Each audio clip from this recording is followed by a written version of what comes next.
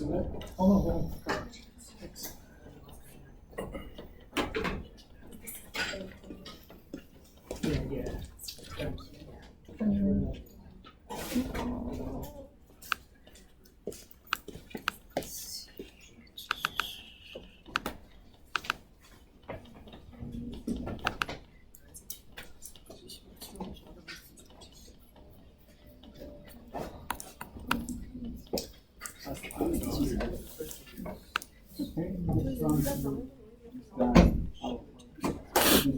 Yeah, I think I'm done. All right, so let's get started. A couple brief announcements. People were having a hard time getting marked down to attendance, which is an obvious first issue in this class. So again, the labs are really lax. I don't mind pushing those deadlines back for the labs because they're graded on completion. And the purpose of the first lab is just to see if you can do something with R and then knit it and turn it in successfully, essentially. Plus to remind you of what the law of large numbers is in the central limit theorem. It's just for fun. But anyway, I pushed the deadline back for the first lab until Friday. And I have a homework posted that's not due until Tuesday, but you might want to take a look at that because the homeworks are graded a little bit more carefully. Okay. Are there any administrative questions? All right. So right before I introduced the first lab yesterday, I ended around this slide.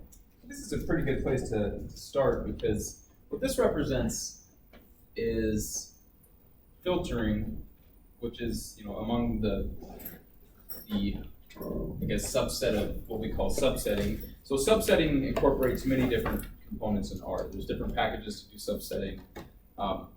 So here what we're trying to do is just see what these results are going to produce. Does that make sense to everyone?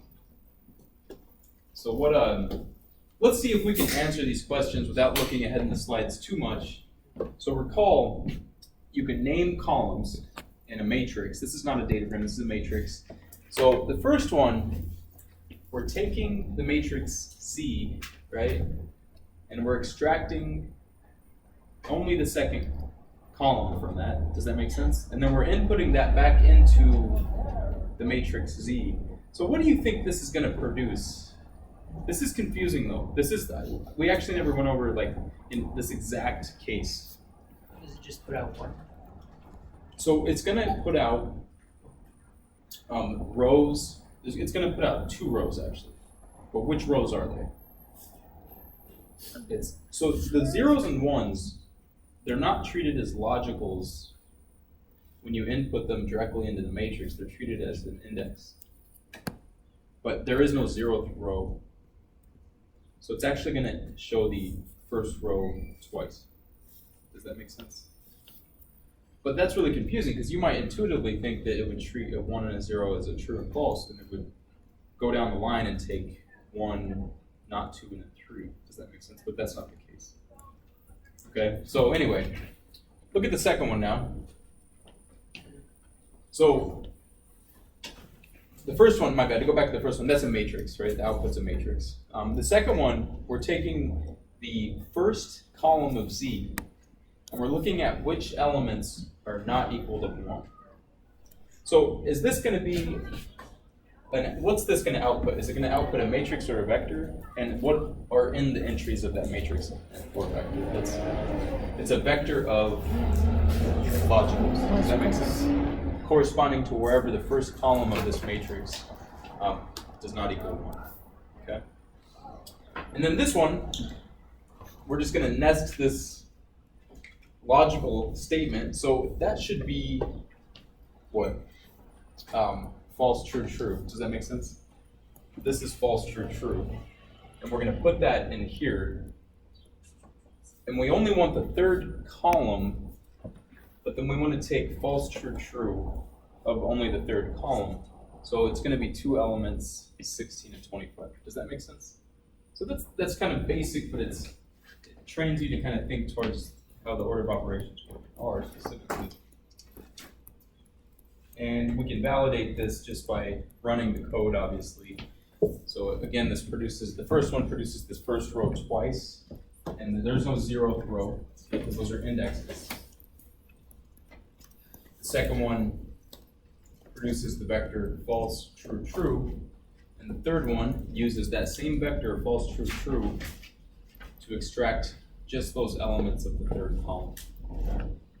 Yes? Could you explain about this one again? Absolutely. So this is a popular question. I taught this before. So you understand the inside argument, correct? Yeah, what vector is that? That's just 1, 0, 1, right? So out of curiosity, what if you were to do Z,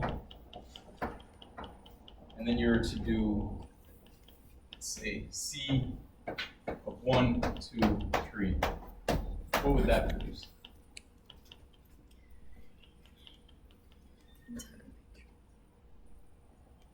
It's kind of a trick question. It would just produce the full matrix because I'm saying I want the first, second, third rows, which is exactly the full matrix, right? But the problem is what we're doing is 1, 0, 1.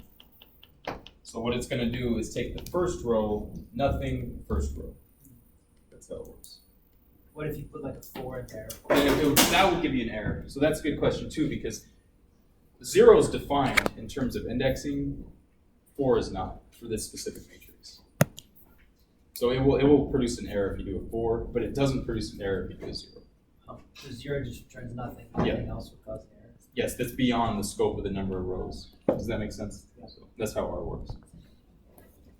So is this still concatenating these days? Just concatenating one Well, vector? Remember that the vector, so C of second, right? That's the same thing as C of 1, 0, 1, right? Yeah, so I'm just inputting, I can input this in there or I can input this. Cool.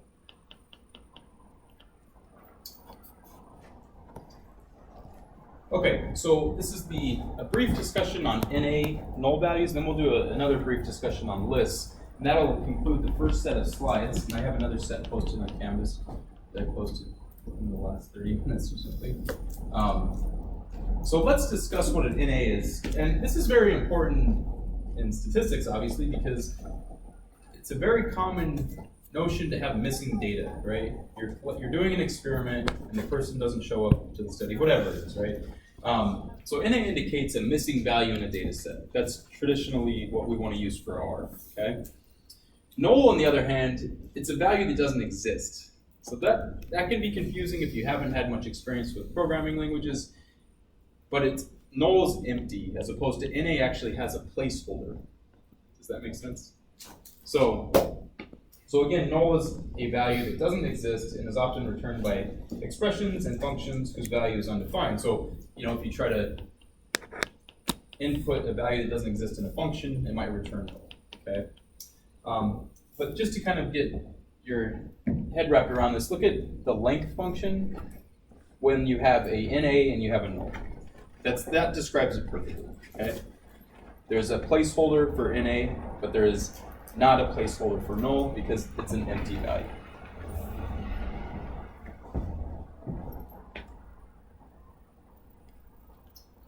A little bit more. Let's assign a data set. We'll call it T, lowercase t. Don't use uppercase T. And that's going to be using the concatenation function -1, 0, NA 5. So here's what happens if you try to compute the mean of the vector initially. Well, it's going to return an empty value because it's actually going to assume that comes into the arithmetic mean computation, and that's not well defined, okay?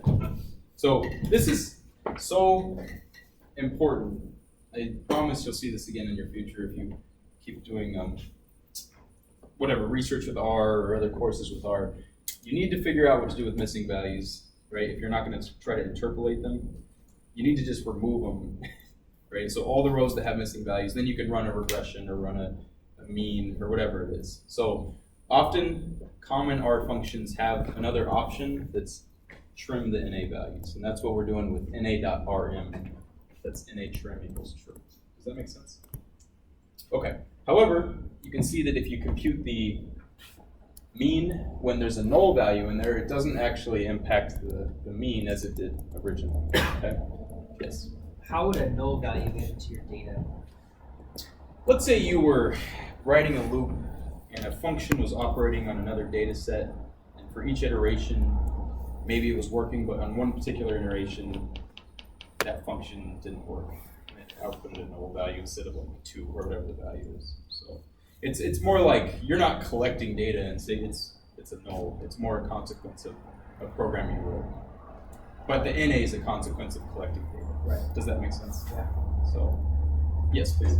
For the first one, for the answers NA for the mean, Yes. why wouldn't the answer be null? Because wouldn't that be undefined? Like, because it doesn't know how to process the NA? Yeah, I agree with what you're saying fundamentally, but whenever there's a missing input in common statistical functions, it'll output an NA. But I do agree. It seems like it should be a null. Okay, so now some common uses of the null value is to actually fill out a vector. So this is probably the most widely used function of null. It's to just initialize an empty vector when you're going to write a loop. Do note though, I mean, I'm not a computer scientist by training, but if you're going to do a loop and you initialize an empty vector, it is less efficient because it has to reallocate that loop for each iteration. Because it's like, it doesn't know how long the loop is, or it might have the length of the vector you want to fill out is. However, in basic R programs, it's fine. But remember that if you do this with an empty concatenation function that's equivalent to doing this, those will do the exact same thing, okay? Because it's just an empty vector. And then you can fill it out. You can fill out, the 10th element if you wanted, then it would keep NAs and other values that we can fill out. So null is commonly used to build vectors and loops, with each iteration adding another element. Filling in pre-allocated space is less expensive computationally than adding an element at each step. That's what I was saying originally. Loops will be introduced next lecture, maybe today we'll see.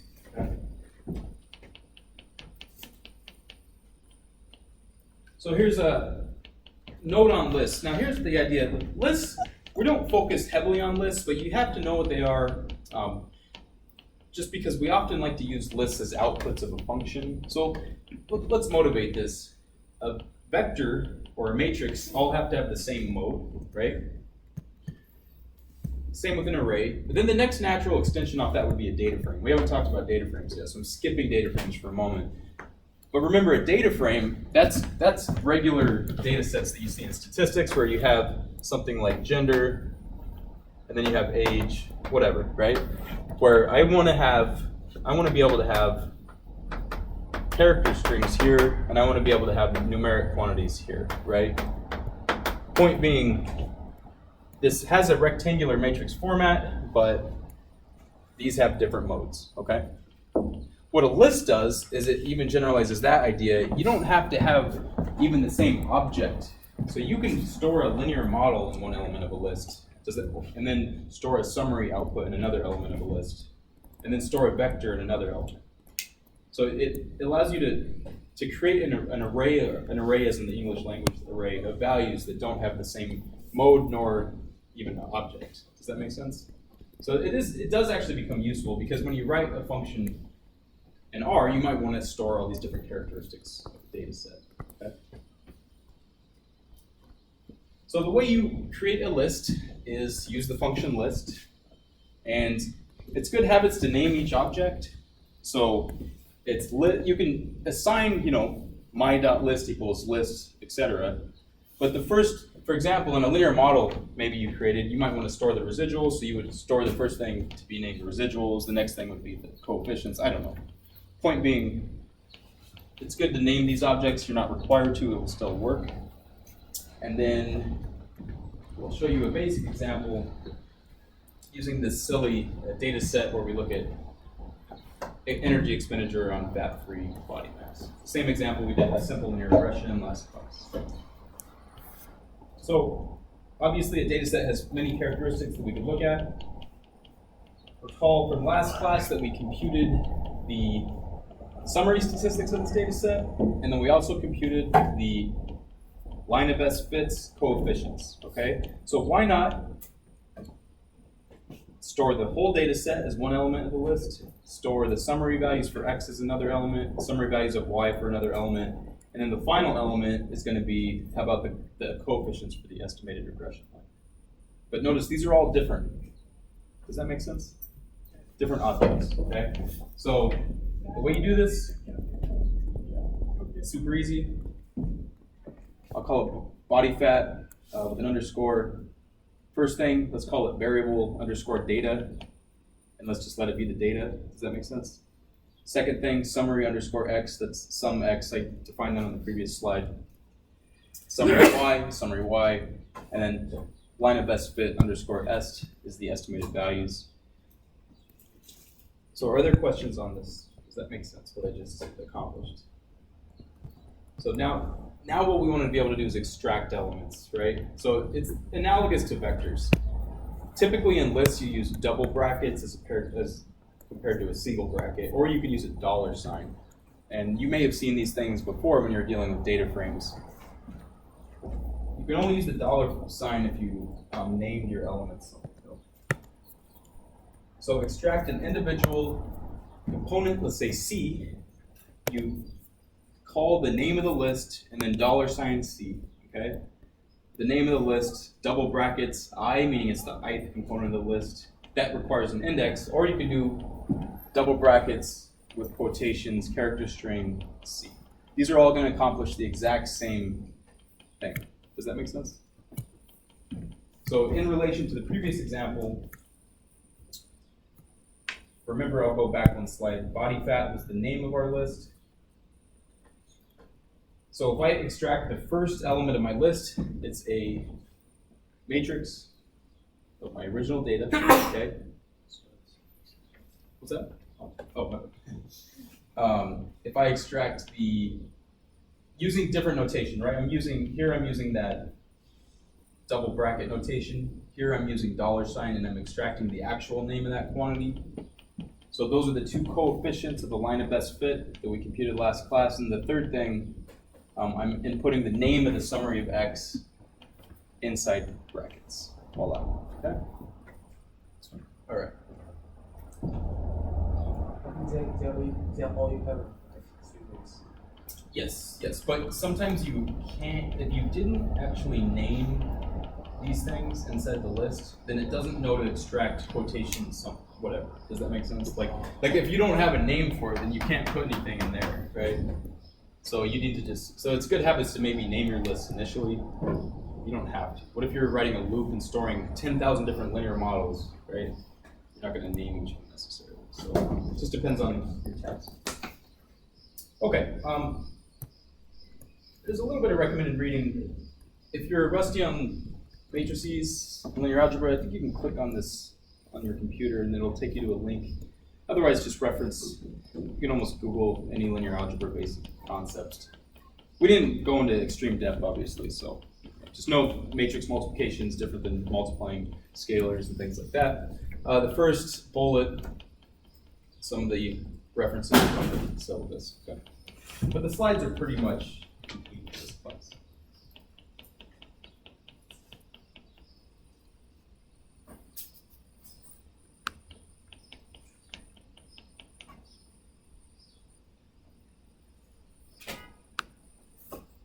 Okay, so this set of slides is really just a continuation on the first set of slides. We're just building all those kind of dry, they're not boring necessarily, but it is kind of hard to teach this because it's just code, But we have to build this first before we can do anything. So this is more working with data in R. And again, let's recall what we did the last set of slides just for completeness. We talked about vectors, using specifically the concatenate function, extracting elements. We talked about matrices. We looked at how to extract elements and build matrices using the matrix function. We did a quick linear algebra review for matrices, but that was very basic linear algebra, just what a matrix is. I did lists technically just now, And obviously it's analogous to the previous things, but they can have different modes. Filtering is so important. This is going to come up through the whole class. It's a type of subsetting. So no, this is intellectually a little bit more challenging in my opinion than other topics we did, and it's very important. And then we briefly discussed NAs and null values and what the difference is. So today, we're going to start with factors and tables, okay? So these are more objects in R. So to motivate this, recall from Stat 101, you have quantitative data and you have qualitative data, or my bad, categorical data, I should say. So do you have numeric values or do you have labels? That's the question. Qualitative data that can assume only a discrete number of values, or categorical data can be represented as what we call a factor in R. So R has its own special object called a factor. For example, political affiliation, gender, or the classic example would be control group versus drug group. Okay. So in R, think of the factors as vectors with additional information, which is a record of the distinct elements of the factor, and these are called levels. Fortunately, in regular statistics vocabulary, levels are the same, right? If you have a categorical variable, the variables, whether or not you smoke, and then the levels are yes or no. Does that make sense? Or whatever it may be. If it's gender, that's the variable name, levels are male, female, okay? So R automatically treats factors, especially in many functions. So here's the idea. It's a storage thing. It takes more storage in R to store a bunch of character strings. But if R just says, let's make all the males 1 and all the females 2, and it knows to keep the name of those levels, then it's more efficient computation. Okay? So it'll automatically upload a character string vector when you put it in your working directory as a factor variable. It does that by default. And all a linear model function, for example, it'll just automatically treat it as factor variables. So. Okay, so here's a basic example. Let's recall the repetition function. Remember, you don't have to use the repetition function just for numbers. We also added another argument in the second argument of the repetition function, which is kind of cool because if you do rep control treatment and you do 3, 4, it's going to repeat control 3 times and treatment 4 times. You can imagine how useful these functions are, right? So anyway, I initially defined a vector of character strings. This is not a factor variable, right? So how do we turn it into a factor variable? It's the function factor, and we apply the function factor to whatever data we used. Does that make sense? So now this right here is not a factor variable, now it is, okay? So let's look at what this variable looks like. It's the same, right? But they're no longer in quotations, and it tells you what the levels are. So this is just the format of a factor variable in R. But in a statistical standpoint, they're identical, right? It's just a categorical variable. Okay. Are there questions about that? Okay. So this is really interesting. This is where it's a little confusing. If you look at the structure and the mode of the factor variable, the structure, it says it's factor, that makes sense. Okay. It tells you what the levels are, it gives you characteristics, but notice, look at this. The actual variable in R is stored as 1112222. It's numeric. You see what I mean? So the mode of the group is actually numeric, even though it's a categorical variable. That's just so R can store it more efficiently. And again, the summary function operates on many different objects. So if you do a summary function for a categorical variable, in this case a factor variable, it tells you how many, it gives you a frequency table. So that's pretty nice, okay? Automatic frequency table, just like that, okay? All right.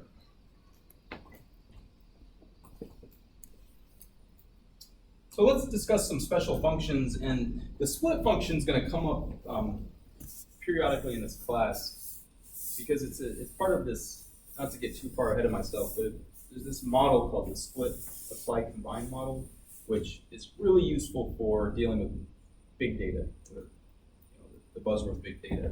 And we're going to discuss split, combine, apply, or split, apply, combine. So why not introduce the split right now? Because it does pertain to the factor variables. So the split function takes as input a vector and a factor, or a list of factors, splitting the input according to the groups of the factor, and the output is a list. So that's a little confusing, much easier to see with an example. Very easy once you see an example. But let's create another vector, my bad, two other vectors for, let's call it ages and sex. And we have, think of this as a basic, like, linear model you would fit to see if the drug has an influence on its respondents, right? Very basic. Maybe we should have put like resting heart rate or something in here to make it more intuitive.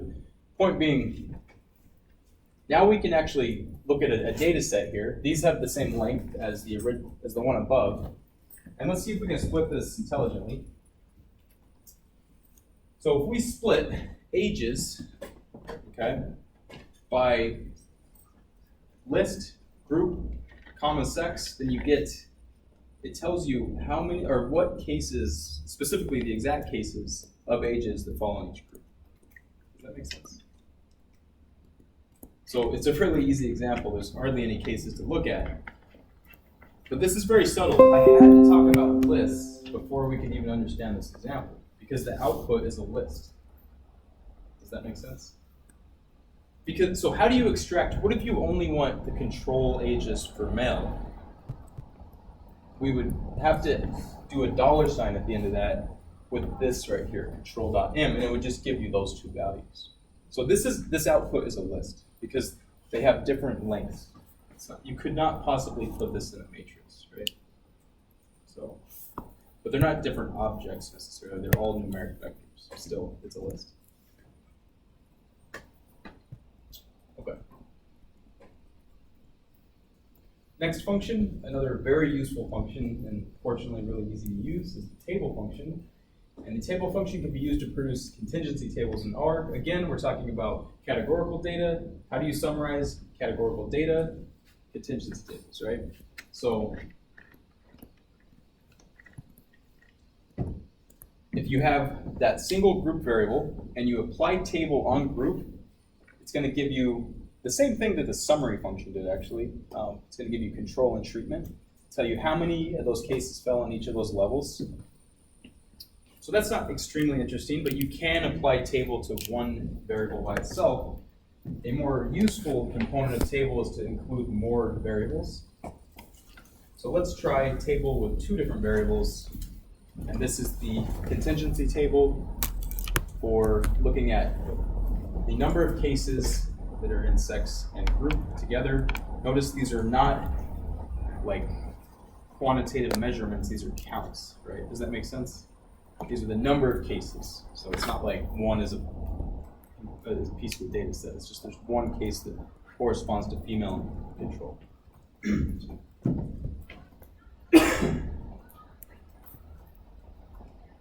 can also have three-dimensional tables that'll just show you more tables if you wanted to play around with it.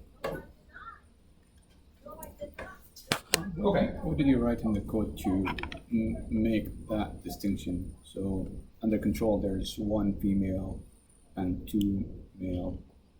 So if you look at the raw data, if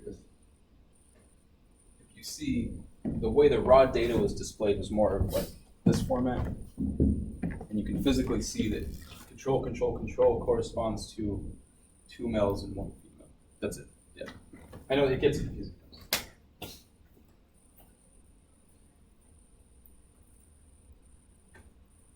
Okay, and part of the utility of the table function is that you can actually apply operations on it just like it's a matrix. So, for example, the most natural thing would be to actually look at these relative frequencies instead of the raw counts, right? So just divide by the number. That way you have estimated probabilities instead of the raw counts. It's a little bit more meaningful.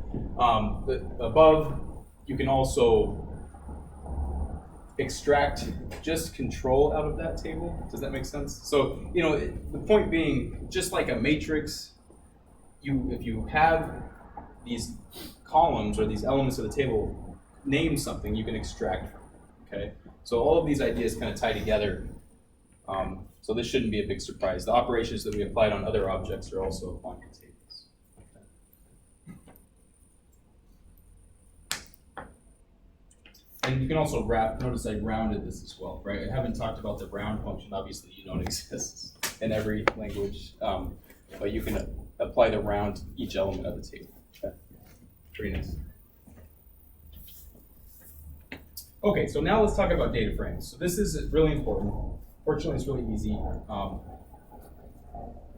spend a little bit more time on data frames than other things. So again, data frames used for two-dimensional tables of data. So it's not more than 2 dimensions, right? You have rows and columns. Like matrices, rows and columns structure, but each column can have different modes. So the rows have to have the same mode per column. Does that make sense? Just like the picture I drew over there. So used for data that can be represented as observations or cases, and always we typically let the cases be rows and the variables be columns, just like you would see it in Excel. Okay. What's the package in Python? You guys know? Pandas. Yeah. Yeah. It's the same. This is R's equivalent. Okay. So you can have row and column names, just like you can in a matrix. So use data.frame to create data frames in R. Strings as factors equals true. What this does is the default turns character vectors into factor variables. So this is really subtle. You have a data frame in R, and if you create this data frame, it's going to automatically convert the categorical variables into factor variables, or the character string vectors into factor variables. So that's how R likes to treat these objects.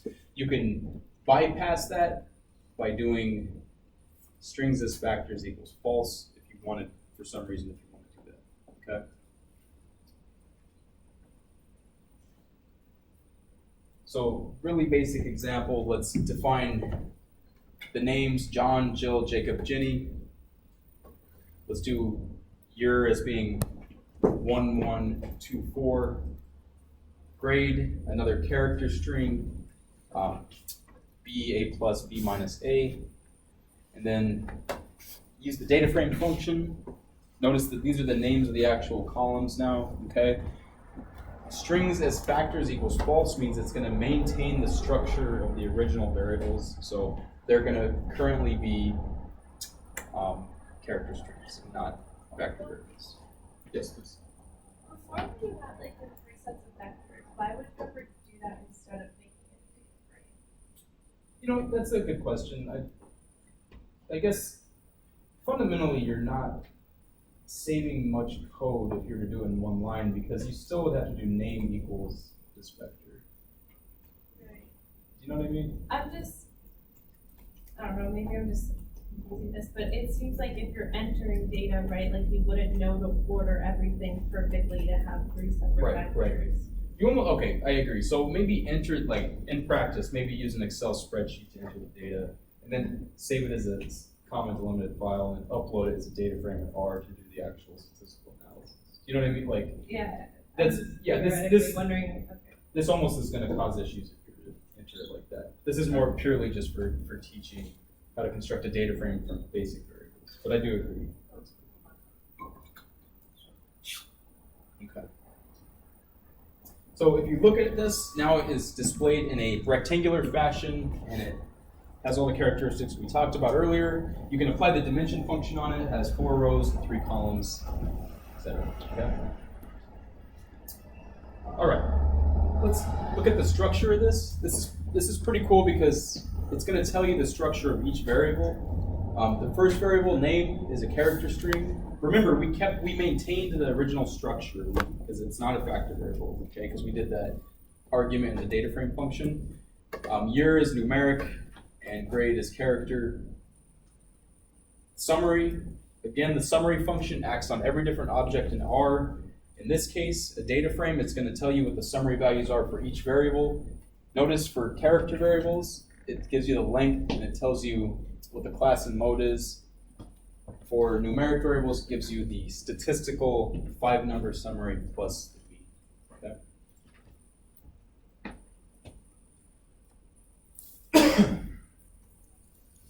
Okay. Just to look at this, a more interesting data frame, there's plenty of packages in R. You would have to do install libraries or install packages and get the datasets package if you want to follow along.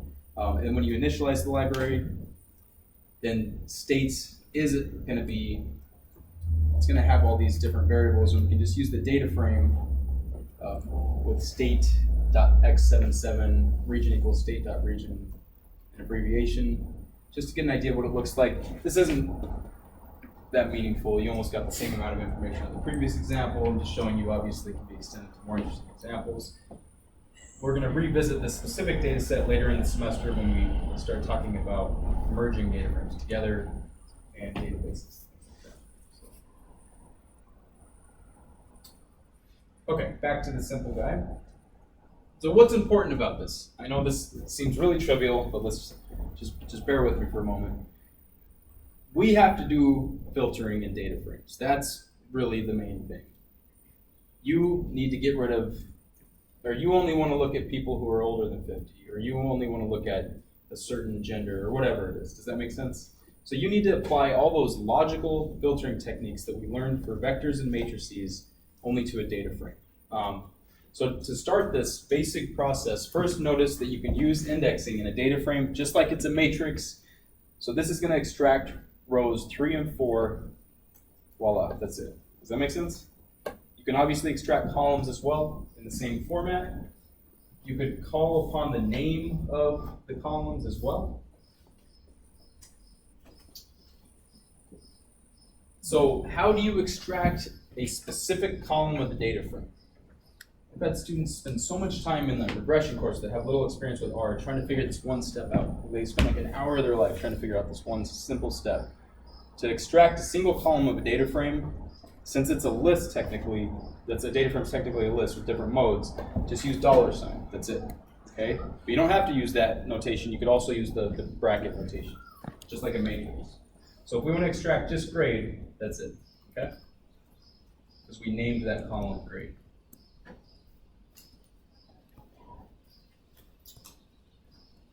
If we want to extract the states data set, let's just say only New York. Now recall, if you go back to the states data set, let me go back a few slides.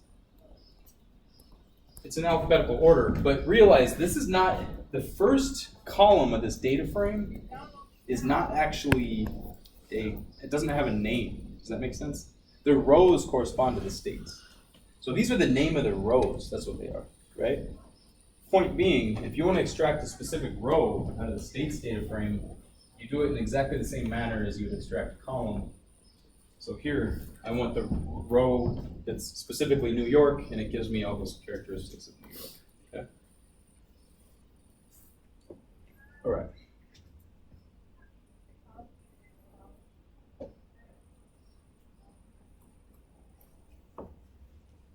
So student underscore data. This time, this is what I mean by filtering. Let's use a logical command, right, and extract only the rows of students who received an A+. Does that make sense? And we're extracting obviously all the columns. Let's do the same thing. Let's extract only the students who are less than or equal to year 2 in their education. Okay. So this should make everyone really happy because it's the whole data science thing, right? This is what you do, right? You try to want to extract information from a data set that's relevant. Okay. Then you can extend this notion. Why not pick just a specific region in the states data set? Let's only extract Northeast and then only look at the variable population. Okay. So now we're extracting. If we would have left this blank, we would have had multiple columns, but we only want to look at the population in the Northeast. Okay? Of course, we lose information on what states these are, but still. Yes? I'm guessing, you come up with the knowledge of the units, because Is that like 31,000 people or like 30? I am not totally sure. I have to look Yeah. at the. Obviously, it's not. Or it's 3,100, not sorry. 3,100 people, right? Yeah. It could be in thousands or something. Okay, so it's not something that R could give you, but something you would have to know. Well, so that data set, the state's data set, is just one of many packages that has information on geographic information. I forget the characteristics of that specific package, but I'm just showing you how to get the website for the data set. The package is in an Excel sheet or The package for R, specifically this library, I just went back a few slides, it's data sets. So this library just has a bunch of data sets that you can use for, mainly for, I guess, teaching purposes. But yeah. So sometimes we'll reference this. And if you couldn't get this to work, it's because you didn't actually install the library. If anyone couldn't get this to work, you have to do install.packages data sets, and then initialize the library, and then do everything after that.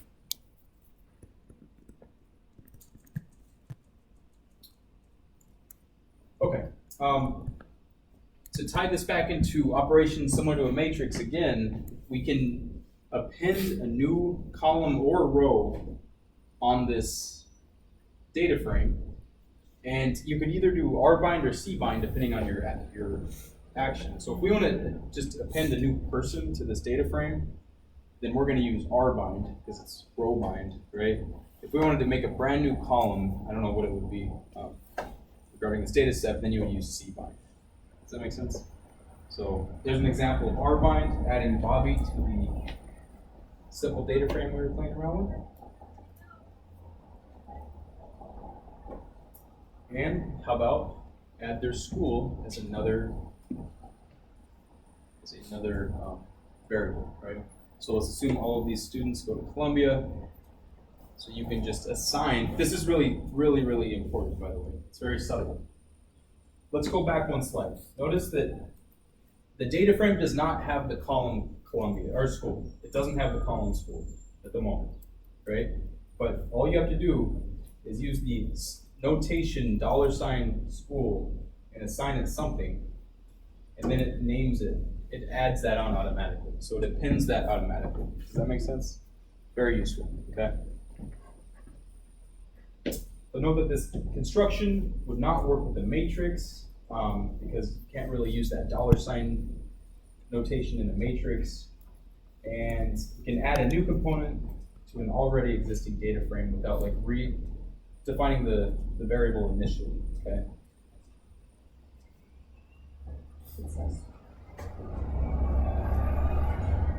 It only has one, like the whole column, or can you say like Columbia 1, 2, 3, like? You can do one, that. 3, Yeah, you can add more if you wanted to, but you can't use the $sign notation. Use like the brackets, and then inside you'll have to use a vector and character strings and things like that. Yeah, but you can actually generalize that notion. Okay, so let's have a quick discussion on importing data into R, and this is relevant for the first homework because you have to get the data set that I posted on Canvas into R before you can actually solve the problems. And I mentioned this last class a little bit, but it's worth discussing again because we don't want to have students waste time on this, like remedial stuff, I guess you could say. So data can be saved on your computer, obviously. What we'll work on today is that it can come from the internet. We'll do this in a few weeks. We're going to kind of do web scraping in this class. It's another buzzword, right, for data science. It's not going to be a very high-level web scraping, but we'll show you some basic tools for web scraping. So data can be in a database, right? That's going to be probably towards the end of the semester, which is only a few weeks. And other sources too. So what we're going to do right now is just look at how to get data from your computer. That's all, okay? So when importing data from your machine, you need to tell R where to find that data. So the function that was not in the slides last class, but I mentioned, was get WD. That shows your current working directory. When I say working directory, I'm talking about the folder or maybe it's your desktop, but the place that you're putting the file in, right, that you want to retrieve. That's it. So getWD tells you where R is currently looking or where your working directory is set. So you might have a couple working directories because you have multiple classes and you're trying to, your markdown file is not working because it's not pulling data from the right place. So just be mindful. You can change your working directory with the function setWD, and you can also change the working directory in the sessions window. This is fine as well, not quite as efficient, but you can do a point and click way of changing your working directory if that makes you happy. And then obviously it's going to have some form, whatever it is. Okay, so it's the other process. Okay, so just make sure everyone's clear on this. Should I bring this source?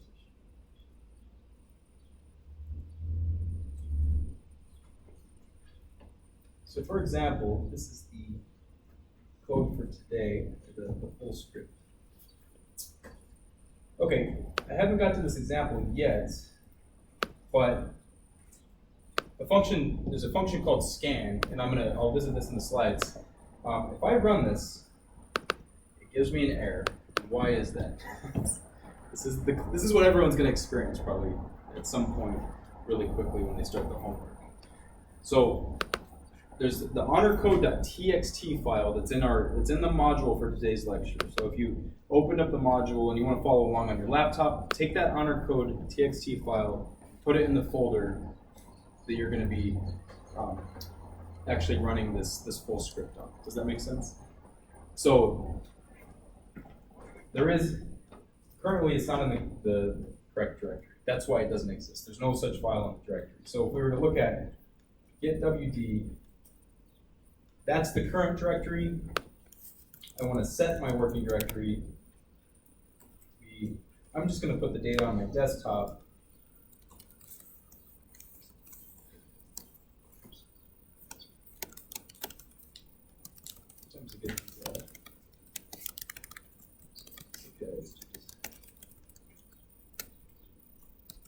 Okay, so let's see what get working directory is now. So that's where my data set is stored. It's a folder named data on the desktop. And now I should be able to successfully read in this file, okay, because I placed the file in that folder. Is everybody who has a laptop in front of them able to get the data? In my opinion, that's a little tricky. Let's see if I can do that. So it works. Okay. Does that make sense?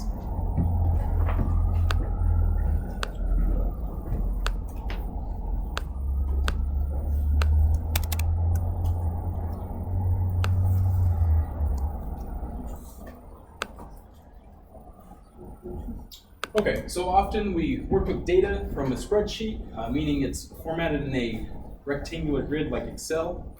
So tab delimited data in .txt is read using the read.table. So here are the functions we're going to use to read data in this class. Read.table, read.csv, and maybe scan once in a while. Read.table and read.csv are much more common. So if the below was stored in, say, stu_data.txt, use the following table, or following code. So it's read.table. You have to put the name of the file in a text, in a character string. So it's in quotations, okay? So you can't just put stu_data.txt. Also be mindful that if you read in the data and it has a header, it's going to think it's the first row of the data set. I know that seems really basic, but that'll screw you up if you're not careful. And the as.is equals true. Recall that if we want to maintain the structure of those categorical variables for some reason, as.is equals true is the same as strings as factors equals false. This could screw you up too, because this is true and this is false, okay? Anyway, if you don't care about maintaining the structure of a character variable and you want to just let it be a factor variable, then just don't have that last argument in the function. Okay. Can you go back to how to get a file? Oh, on the my R or? The previous, yeah, Yeah, and the code.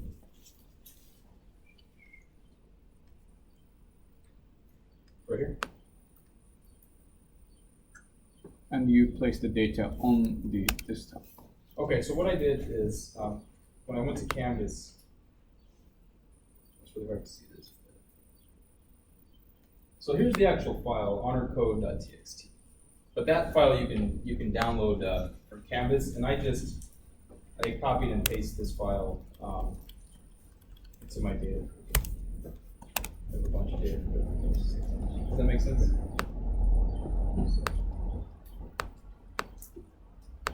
Or you just drag it.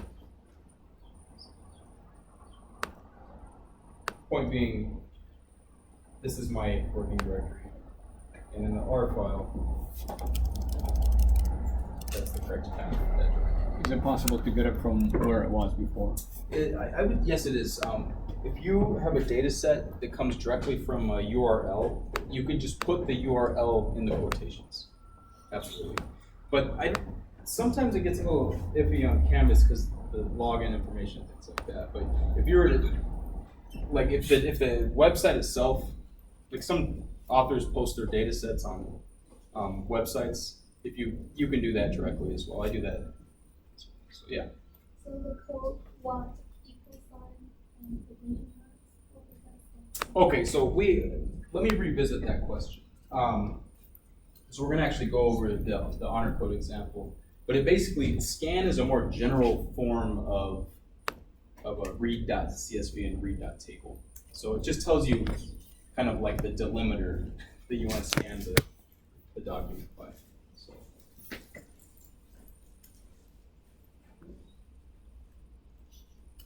If there's nothing in the quotes, what's the delimiter? I forget what the default is. It's probably just a space, but not a comma.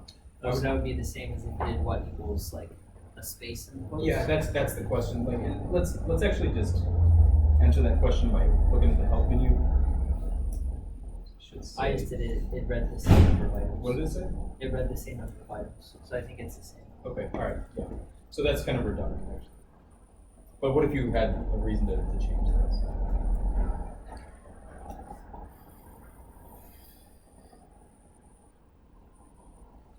All right. Okay, so last on this slide we're discussing read.table. I know that in my R file I have scan. Just realized in the homework you'll either do a read.table or a read.csv. This is read.table. If you're yes, please. So if the code header is true, does it mean that means you can draw one? If the code was what? The header is true. Yeah. So if the header was equal to true, then it would think that these are the names of the actual columns. Like those are the variables, right? So just be careful with that. Yeah. Because another thing, remember that a data frame has to have the same mode. So what if it didn't read? If this needs to be read as a header, it'll treat all of these as a character string, and it won't be able to do computations on it anymore. Because if the first row of this is age, then it can't mix the same. It has to have the same mode for each column. Does that make sense? So you have to just be careful. Yeah. Can you set the name of the column after you've imported the data into the Yes. table? Yes, you can do that too. Yeah. You use the function names. So. Yeah, and I promise that'll come up multiple times. Okay, so the function read.table is actually a little bit more of a general function than read.csv because you can specify different delimiters in read.table. Read.csv is for comma delimited, comma separated files. These are like Excel spreadsheets basically. If the above was stored in stud underscore or stu underscore data.csv, you would use read.csv. Header equals true, as is equals true, everything's the same. Our output's still a data frame. And obviously, in practice, you'll probably enter your data in some common spreadsheet and you'll save it as a CSV and then import it to R because doing statistics in Excel is a nightmare compared to R. Okay. And then a little bit about the notation for this read.table function. Again, the file has to be in a character string. You mentioned that earlier. This was taken directly from the help menu on R, right? Header equals false is by default. Separation, when you do read.table, it separates it by nothing. That's the default, okay? That's like a text file, etc. I don't know what half of these things do. They don't come up with these. Make sense? So both read.table and read.csv use the function scan to import the data, and then they format it. So it's a wrapper on scan, which is kind of nice.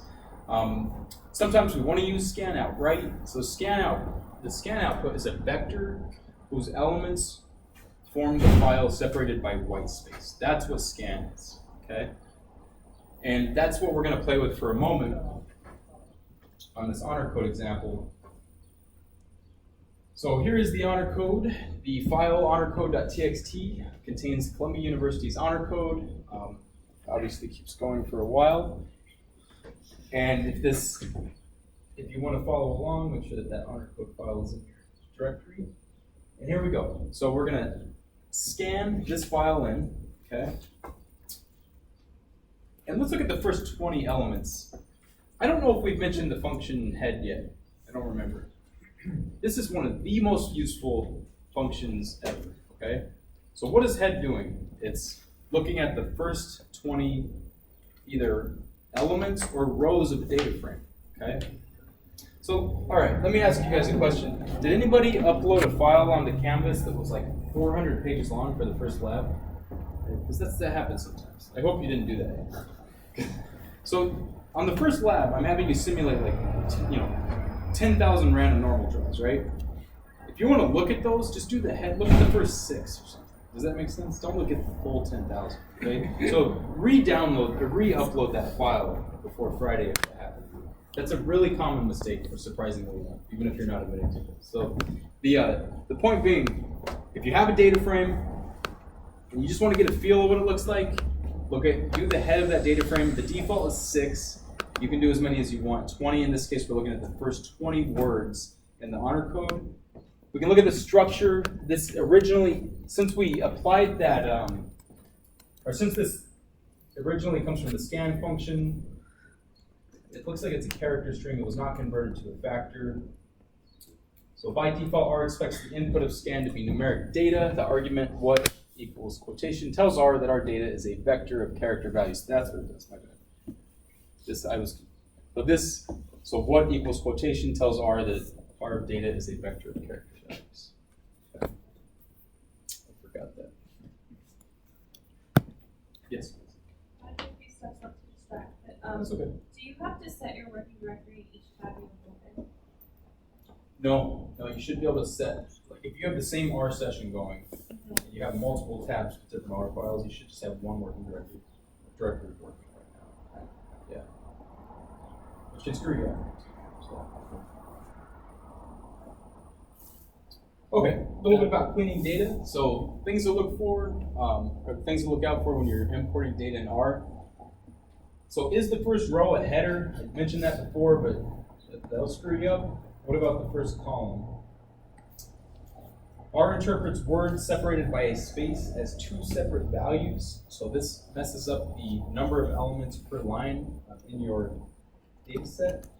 So I know that other languages use periods as an operation. Maybe that bothers you. But you could just realize that the period, it's okay to use periods in R, okay? Underscores obviously are fine. So symbols such as question mark, percent, and asterisk, they can make R do funny things, so try to avoid certain symbols. Headers, footers, side comments, and notes will mess up the structure. Okay.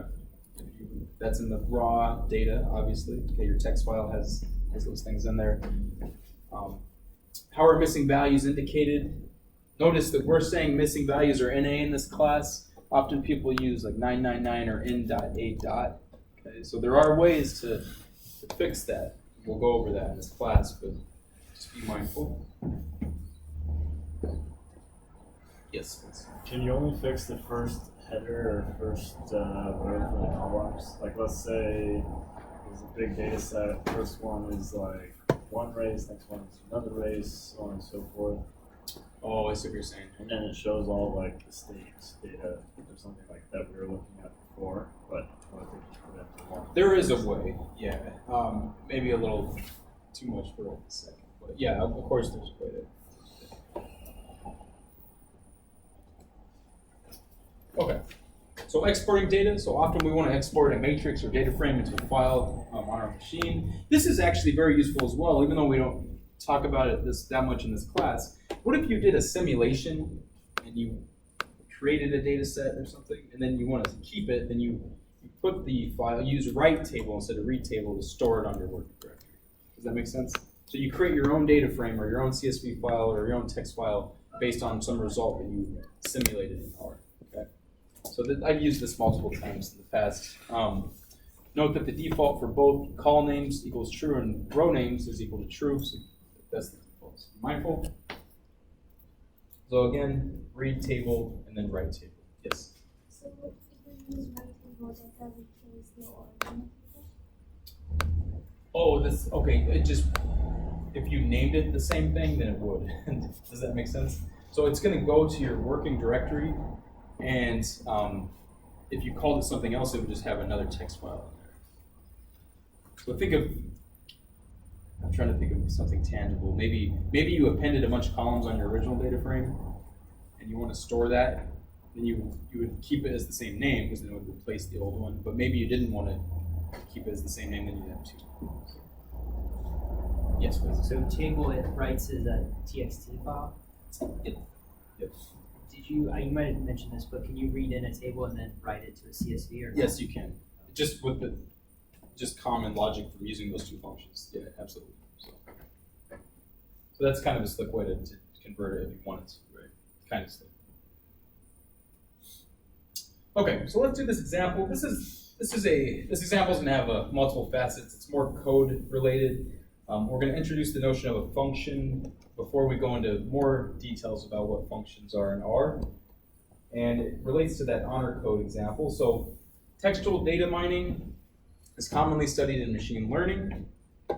Examples: can we write an algorithm to tell whether a newspaper article is positive or negative? Can we identify the author of a novel just from the text? You know, maybe another basic example would be, can you identify if something's spam or not? Again, those are classification models, right? That's machine learning, but it's cool because the input's actually textual data. We'll learn more in a few weeks about how to deal with text data in R. For the time being, let's just do a quick example to motivate this. So again, let's scan that data set in. We've done this in the past. Let's look at the first 15 observations to save space on the slide. So HC is a vector, and each word of the honor code is an element of the vector. Let's write a function called findWords that compiles a list of the location of each occurrence of each word in the text. Why not? That sounds fun. Okay. Does that make sense? The task? Okay. So we did take this example from, we deviated from it, but it's the art of our program. Okay, let's do a very basic introduction on how to write a function in R. So this is nice, you should know how to do this. The way it works is you do function name and you use the assignment symbol. You could use equals, obviously. So function name, assignment, then you always write function right here. Does that make sense? So this could be like, you know, text example, and this could be just, this will be function. This doesn't change, okay? And then you have multiple arguments, and then the bracket starts the body of the function, and inside of the body, you have your statements that you want to evaluate, and always do a return statement. I know that you've heard that in other courses, but you should always do a return statement, because R is not necessarily going to know what to return if you have multiple things going on. Typically, it chooses the last value. That might not be what you want to return. Does that make sense? So, again, multiple statements and return the last thing, okay, by doing return object. So a function is a group of instructions that takes inputs, uses them to compute other values and returns a result. We can write and add our own functions in R, okay? Obviously, there's built-in R functions that we've used. Functions, they have names, usually take in arguments. They don't have to, right? But they usually take in arguments. Include body of code that does something, and usually return an object at the end, right? But you don't have to return a single value. You can return a list of values. You have flexibility here, so it's pretty nice. So let's do a very, very simple function, okay? Let's name it, square it. So, again, notation. This is the name of the function. This is the assignment. Then you use function. There's only one argument in this function. The body of the function is x times x, and we're going to store that in out. You could have obviously written this function in less lines. You could have just put the x times x in the return statement. Does that make sense? I'm just trying to show you that you can do it in a few lines to keep it consistent with the previous slide. So here's another thing. This is new. If you do a semicolon, you could put multiple code on the same line. Okay. Why did I do that in the slides? So I can save space, obviously. There's no other reason, right? It's just, otherwise it was too long.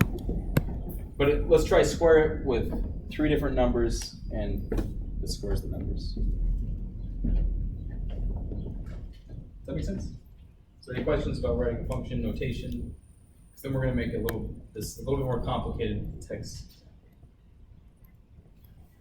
Could you write the code up there on one line, or? You could have, but typically for readability, we keep it kind of in that nice organized fashion. So you kind of indent it on the second line, and then if you have, let's say you had a loop inside the function, you'd indent it again, just in case other people are looking at your code. But yes, it would still work if you did this. So let's write a function, find words that compiles a list of the location of each occurrence of the word in the text. So honor code, factor, HC, levels equals unique. So what we're doing here is we are creating, we have the honor code data set that was a character string of all those words, right? And then we're going to apply the factor function, and we're going to force the levels of the factor to be unique and store it back into the HC vector. And that way we're dealing with a factor variable. And let's see this is where things might get a little bit more confusing. Maybe, we'll see. What's going on here? Well, these are topics that we've introduced today, so there's nothing new here.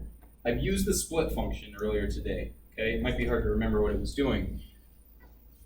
But this function, what we're going to do is we're going to input a text vector. So for example, the whole honor code. And then remember what split does. Split takes a numeric vector and it splits it by levels of a factor variable, right? Or not necessarily factor, but categorical variable, okay? So obviously words are showing up more than once in the honor code, okay? And we can lump those. So if we input that vector, the honor code vector, then this is going to output what, do you think? What's the object this is going to output? Is it going to be a matrix? Is it going to be a vector? Which is a bunch of different vectors, which is a list. So that's the right idea. So length text file is the total number of words in the text file. In the honor code, it's 443. That way, we're just looking at which, there's a one corresponds to the first word, etc. Does that make sense? Here we're using length, which is pretty slick. Text file is a factor with each unique word as a level. So there are 243 levels in the honor code. Yes. Sorry, what is text vec? Text. Oh, that's a great question. That's it could be anything. You could have called it x. That's the input of the function, like x. Oh. Do you see what I mean? So here, we put 2 into the square function to get 4, obviously. Yeah. But what we're going to do here is put HC in there. Oh, so what does it expect? It It expects factor? it expects a list of words that's a vector of character strings. That's what it expects. Okay. It doesn't have to be the honor code. It could be anything, right? It's general enough to just put like some alphabet in there or So you some wouldn't- dictionary in there. I should You say. wouldn't pass in what we did on the previous slide where you made HC a factor, you'd pass in the pure vector. Yeah, and you could have, so it still would work if you kept it as a character, I believe. But we just want we want to force it to have those units. So the second bullet, text file is a factor with each unique word as a level. So there are 243 levels in the honor code example. So anyway, it would still work in principle with any categorical vector. But so what is text file? No, I don't know if that comes up. I apologize, I might have made a mistake. Is that supposed to be text vec? That is, text vec is a factor, yes, that was it, just a length text file. Yeah, that's my bad, that was a typo. So just change that in your notes. It should be text vec. Does that make sense? Okay. Yes, my bad. Yeah. So I can memorize these things. Let me take a picture of it.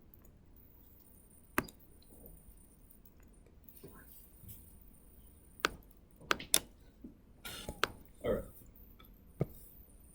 So again, text vec should be what shows up here. Okay. All right. So anyway, we input the honor code, and it looks like the first three elements. It's not alphabetized at the moment, right? So students shows up in the first place. Okay. 48, 142, etc. Does that make sense? And it looks like should is 206.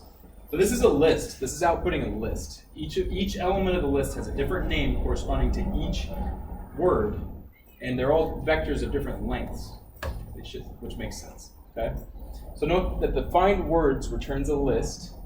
In the above, we look at the first three elements of the list. There's many elements of this list, just keeping it nice and tidy on the slide. The list consists of one element per word in the honor code. Okay, and let's make sure that this works. Let's go back to, let's input 148, 142, 204, etc. using simple subsetting commands, and make sure that it actually returns the word students. You see what I mean? So this actually ties some ideas together. So we're just using basic subsetting, validating what our function is doing is actually working correctly. Okay. That makes sense? All right.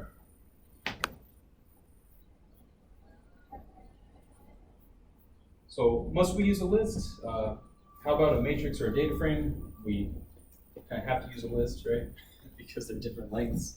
So each row could correspond to a unique word and column to locations of the word. Different words use different numbers of columns. The list structure makes the most sense in this specific setting. Okay. So it wouldn't allow you to use a data frame at all? No, because a data frame has to have the same number of. So it wouldn't just input NA for... You know, it might actually. It might. I would have to check. But here's the thing, Lid. The split function by default outputs a list. So we didn't have control over that. But if you tried to force this in a data frame somehow by using like an apply statement, it may or may not work. I'm not sure. I kind of have suspicion that it would work. But that's the split function specifically that forced it to be a list. So. Okay, let's continue off this example. Finally, let's write a function to alphabetize our word list. So alphabetized list.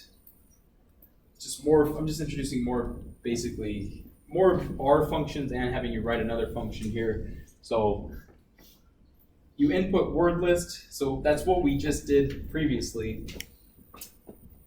This is a very useful function, names. So what does names do?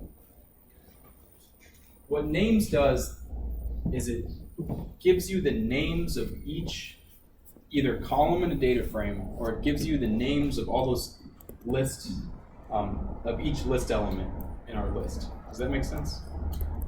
So if I was to go back, and if I was to run names on just this right here, what would the names be? If I was to put names of this right here, it's not letting me highlight just this.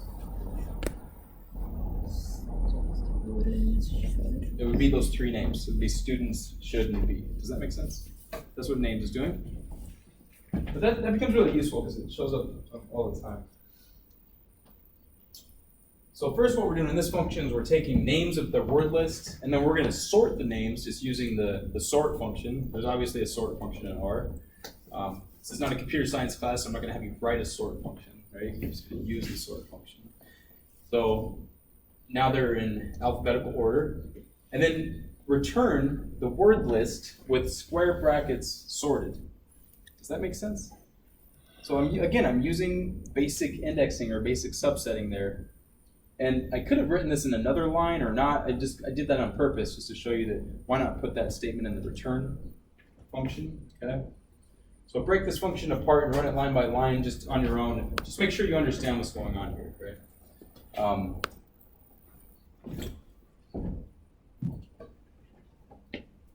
So now if we apply the find, yes please. On the previous slide, what does the words list sorted at the end do? Okay, so Pulls out. go ahead, please. I was just thinking through me. No, it's fine. So remember, word list it's that list that was returned from the previous function. Right. Just to start. So that's going to be a list of different words, and among those are the names of the actual list elements, and each list element has where those words occur, right? So they're different sizes. So then we say, what are the actual names of all of those? And then we sort the names, and then we just now move all those names around alphabetically. So, because sorted names is going to be the exact same length as NMS, but it's sorted, and then we're just using subsetting to reallocate. Okay, so that pulls out both the name and the value for it? Yeah, so in fact, it would actually also work with two brackets here because it's a list. Lists, you can use one bracket or two brackets. Maybe two brackets is more intuitive because that way you're thinking it's a list instead of a vector. But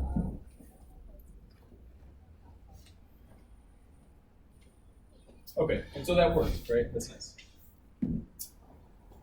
We have alphabetized lists, and it's not that cool really. I'm just trying to show you some example using these functions, okay? All right, so let's go ahead and knock out these slides, or at least a few more. Let's do control statements before I let you guys go. This is so important. Control statements, loops, while, if else.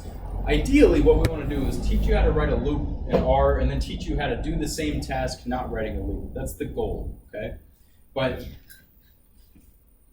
what a control statement is, it determines whether other statements will or will not be executed. So types of control statements, a loop iterates over a statement a certain number of times, okay? So this is, if you've never seen this before, great, and this is going to be new. Many people have seen this before, but now you get to learn how to do it in R. So the two types of loops that we're going to go over in this class are for loops and while loops. And for loops executes a controlled statement a fixed number of times. A while loop executes a controlled statement as long as a condition is met. Okay? That will be much more clear with an example. An if statement gives a condition under which another statement is executed. An if-else statement decides which of the two statements to execute based on a condition. Okay? So, let's start. And here is the main format of a loop. The basic structure of for loops is the following. So this is R, probably pretty consistent with other languages that you've seen. It goes for, and then parentheses, I, and then you always have to type in X. Now, it doesn't have to be I. It's the index. You can change the index, okay? But it always has to have parentheses and in. Does that make sense? So you can change I and X. You'll see that happen. And then just analogous to a function, you always have the body of the program or the body of the loop. So you're going to do something in the body, whatever it might be, okay? So it increments a counter I along a vector X. Now this is what's hard about loops if you haven't seen this before. It doesn't have to be a numeric vector X. It could be a vector of character strings. It could be whatever you want, okay? So it loops through the body of the statement between the brackets until the counter runs through the vector. So, yes, please. That means that it depends on the length of X. Yes, and that's well, a while loop will automatically stop once you hit a certain point. Does that make sense? So, it just depends on your situation. The for loop's the easiest to write. You can write, by the end of this class, you're going to be able to write a for loop like nothing. But a while loop sometimes is more useful. Yes, please. Can you do other testing inside that for statement, or would you have to do it inside the loop? Like if you wanted to go up by 2s or something.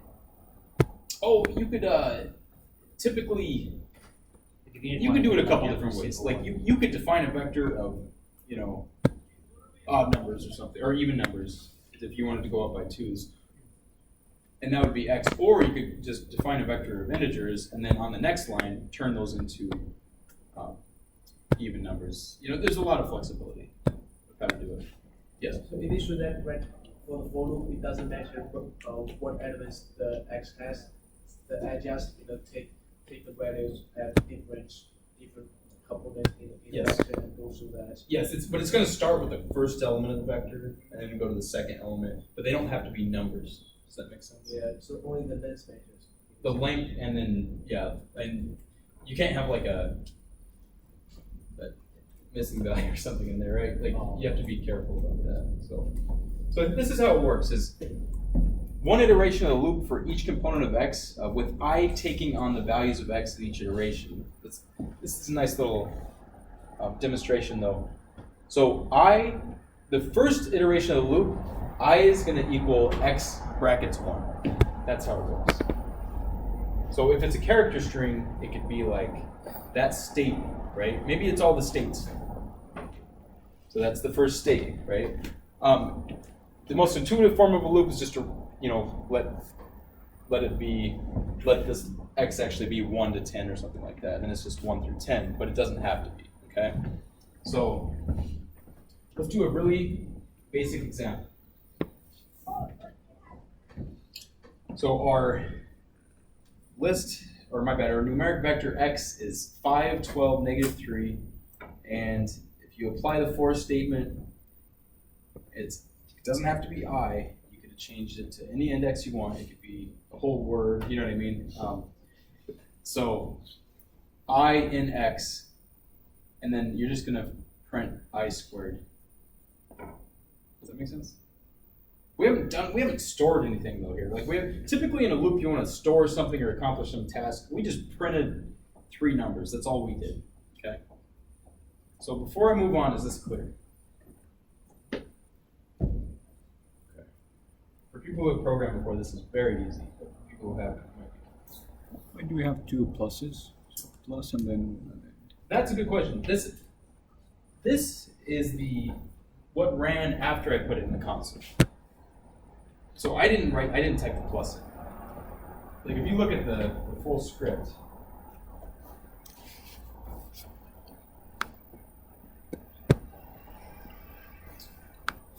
this is the actual code. Right here. But when you run it, the pluses come from the console. Yep. But that's really important. Because if you put the pluses in there, it wouldn't work. All right.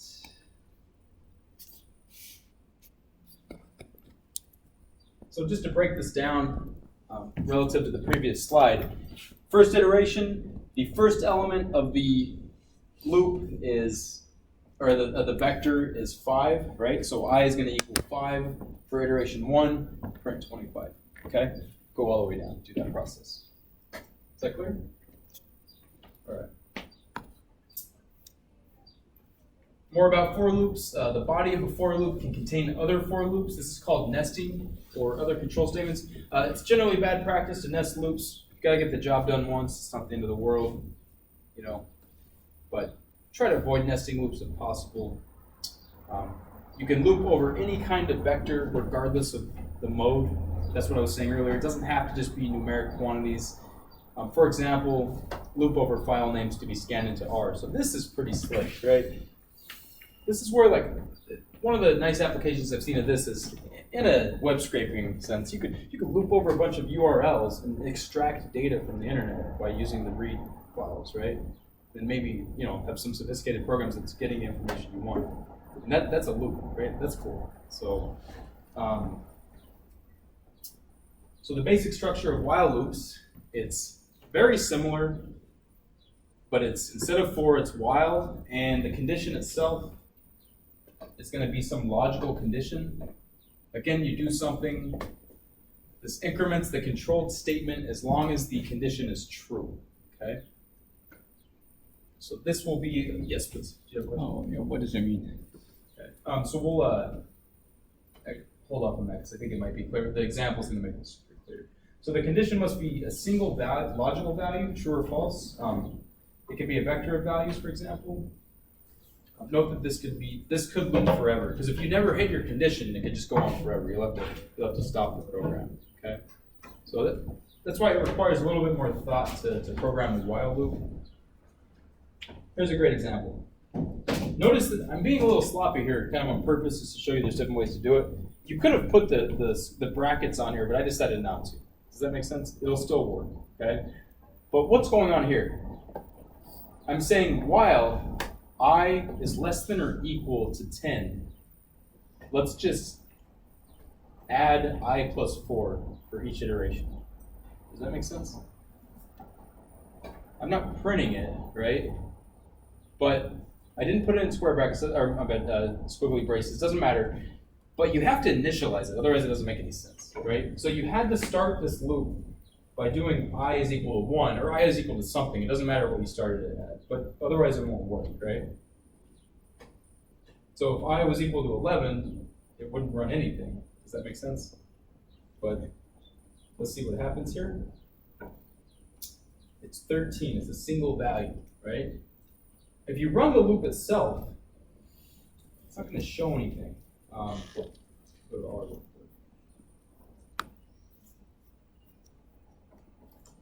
quick. So let's just say I ran this. Notice, what's my R output look like? Nothing, right? That's successful, that's good. It didn't give me an error, that's all. But I don't know what it produced until I type I. Okay, does that make sense? Just recreating I, yes? I thought that R passed by value, and so why would it update the value of I? Wouldn't I still be wrong? That's, okay, this is a great question. It's in the global environment, right? You can assign a variable in the global environment, but you can reassign a variable to the same variable name again, and that old one's gone. But if it exists inside a function though, that's a local environment, and it won't do that. So if you had this loop inside the function, and you typed I outside the function, it's not going to be the same thing that's inside the function. Oh, that's just for functions. Yeah, so that's functions. global. Yeah, but this, notice there's no like, it's only for functions. So this is not a function. So this exists in the global R environment. It does. Okay. Yes, and that's really important. Yeah. Are we ever going to discuss scoping? Say that 1%. Are we ever going to discuss scoping? That's not like not a huge focus. Okay. It's a little more surface level stuff. Are there any questions about this? Okay. Let's see what's happens. So let's just run through loops. I'll call it. And again, so just it's important to understand the structure of how a loop's working. First iteration, I is 1 because we initialized I to be 1. The condition's true, so it's going to run. Does that make sense? Next iteration, since we added 4 to that value, I is now 4 because it replaced it in the global environment. It's still true, so it's going to go to the next iteration, keep going until it's false, so we don't have another iteration after this. This is the, and you can obviously turn this into a for loop if you wanted to, but you would have to know how many times to loop over. Okay? So looping summary, use for loops when the number of times to iterate is clear in advance. Use while when you can recognize the stopping point when you've arrived, even if you don't know it beforehand, obviously. Note that for loops can be written as while statements. Can you think of this? Can you show this? For the while, for and while examples of iteration, doing the same thing over and over. Usually there's a better way to do it, and that's going to be one important facet of this class is to try to get away from loops, and we'll discuss that pretty quickly. Let's finish up these if-else statements. So the basic structure of an if-else statement, it's analogous to what we were doing before for all of the control statements. You do if condition, and then again you have a body, so something happens, and then else, something else happens, okay? If you don't do an else, it just isn't gonna run. So that might be useful also. If maybe you only want to keep certain values, then you just do an if, right? But maybe you want to turn them into something else. So the above statement decides between different calculations according to some condition.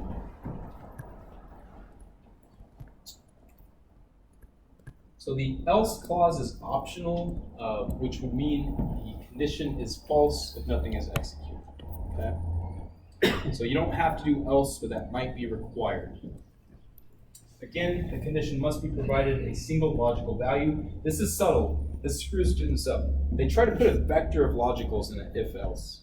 There's a different function actually called if-else that does a vector of logicals. And that's a very useful function. But if you want to vectorize, actually, I typically don't use if-else. I use if-else, saying that as fast as I can. Point being, it has to use a single logical value in the condition. Okay? So keep that in mind. And let's do one fun example just for ending today's lecture. Let's do a one that has modular arithmetic in there. I don't know if you guys have seen that before. If you haven't, don't worry about it too much. Let's look at a loop, and that also includes an if-else statement. Okay? So the vector that we're going to loop over is 1, 2, 3, 4. That's what sequence 4 does. Okay? We're going to take I in 1, 2, 3, 4, and then we're going to look at I mod 2. So that's, do you guys know what modular arithmetic is? It's like clock arithmetic. Yeah. So it deserves a little bit more attention. But what's 1 mod 2? Somebody tell me. 1. What's 2 mod 2? 0. 3 mod 2, 1. 4 mod 2, 0. Why is that? You can take it on faith for the moment if you don't know that, or just look it up. It's actually something really nice to know.